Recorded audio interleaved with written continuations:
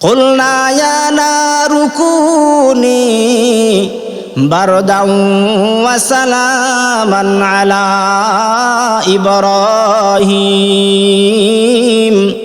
হে আগুন, তুমি ইব্রাহিমের জন্য অগ্নিকণ্ডটা আরামদায়ক হয়ে যাও, এয়ার কন্ডিশন হয়ে যাও।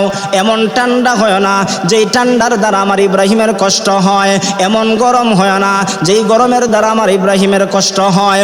ও মুসলমান, যেই আগুন মানুষকে জ্বালায়া দেয়, যেই আগুন মানুষকে পুড়ায়া দেয়, যেই আগুনের কাছ থেকে কেউ বাঁচতে পারে না, ওই আগুন ইব্রাহিম আলাইহিস সালাতু ওয়াস সালামকে ওই অগ্নিকণ্ডের ভিতরে এমন শান্তি আর আরাম দিল।